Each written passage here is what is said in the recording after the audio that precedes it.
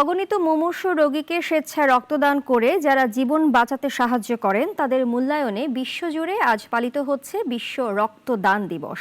বিশেষজ্ঞরা বলছেন, স্বেচ্ছায় একজন ব্যক্তি 4 মাস পর পর রক্ত দিতে পারেন।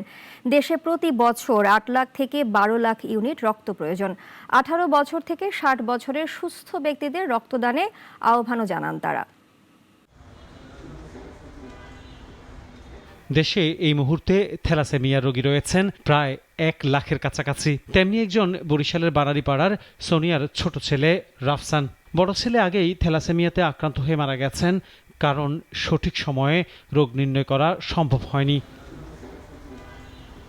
এবার আক্রান্ত ছোট ছেলে রাফসান গেল কয়েক বছর ধরে কোয়ান্টাম ফাউন্ডেশন থেকে প্রতি মাসে অন্তত 2 বার রক্ত নেন রাফসান, কারণ থ্যালাসেমিয়া হলে প্রতি মাসেই রক্ত দিতেই হবে। বড় ডাক্তারে টেস্ট দিয়েছে, বলছি সবকিছু যেরকম আমার একটা বাচ্চা এরকম সমস্যা হলে থ্যালাসেমিয়ার শেষে ধরা পড়ছে, পরে হেরা ওই টেস্টটা দিয়েছে, পর ধরা পড়ছে। রাফসানের মায়ের মতো অনেকেই স্বজন নিয়ে এসেছেন রক্ত সংগ্রহ করতে।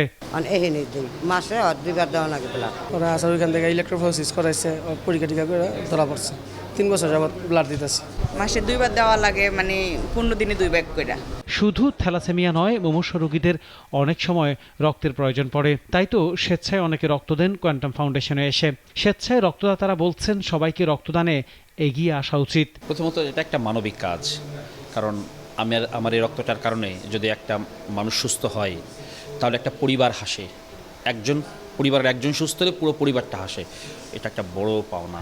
আমি প্রত্যেকের কাছে অনুরোধ করব, প্রত্যেকেরই রক্ত দেওয়া উচিত, কারণ 3 মাস বা 4 মাস পরে এই রক্তের সেলটা আমার কোনো কাজে লাগে না, কিন্তু আমার এই রক্তটা আরেকজন অসহায় মানুষের কাজে লাগে। আমার মনে হয় যে এমনি ব্লাড 120 দিন পরে এমনিতে তো চেঞ্জ হয়।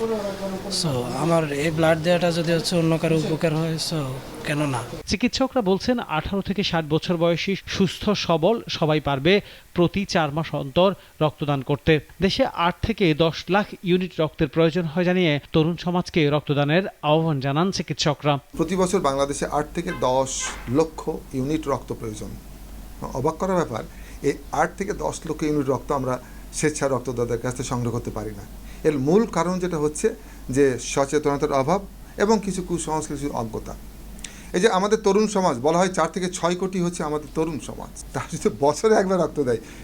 আমরা বাংলাদেশ না, রক্তের বন্যায় শুধু অন্যায় ভেসে যাবে না, কোনো রোগী মারা যাবে না, এবং আমরা ব্লাড এক্সপোর্ট করতে পারবো।